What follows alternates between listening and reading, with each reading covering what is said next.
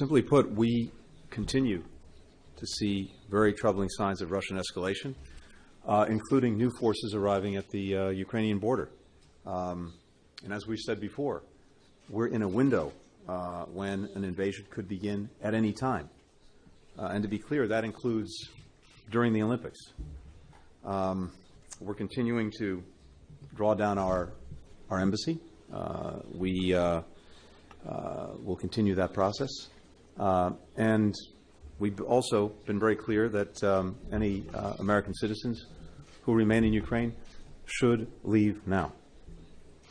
We have been pursuing a dual-track approach to the challenge posed by Russia and the forces that it's massed, unprovoked, along Ukraine's borders.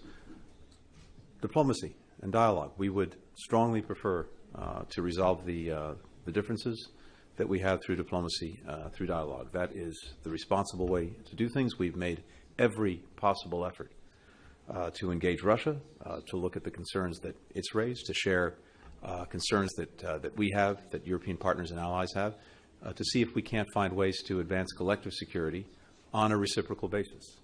Today in Melbourne, our overarching focus was on the Indo-Pacific. We agreed to strengthen Quad cyber and counter-terrorism cooperation, including by coordinating efforts to address the threat of ransomware. We discussed humanitarian and disaster response and vital infrastructure delivery, which is climate adapted and climate resilient, in consultation with our partners.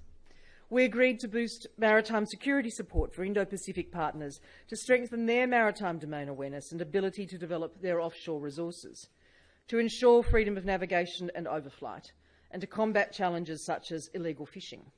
Look, I think it is painfully obvious that the developments there are deeply, deeply troubling, and deeply troubling to all of us.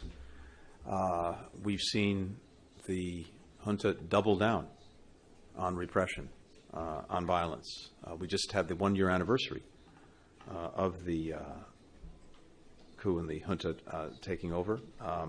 I met with some democracy activists just a week ago by video in Washington, and heard again firsthand what's happening inside of Myanmar. We very much support the ASEAN 5-point consensus. We need to see it implemented. This is something President Biden is going to focus on in the near future when he hosts the ASEAN leaders in Washington.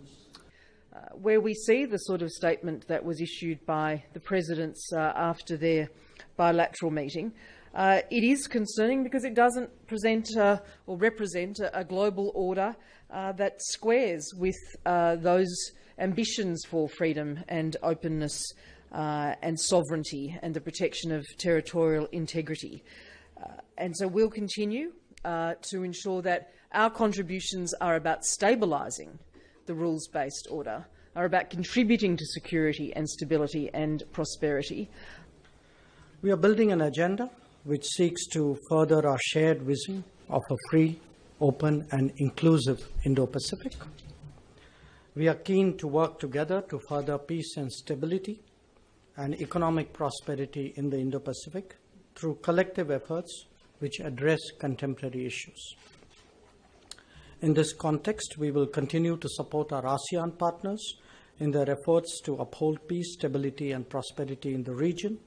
Their centrality is important to recognize and reiterate. 日本としてはウクライナの主権及び領土の一体性を一貫して支持してきておりまして、引き続き国際社会と連携して適切に対応していきたいと考えております。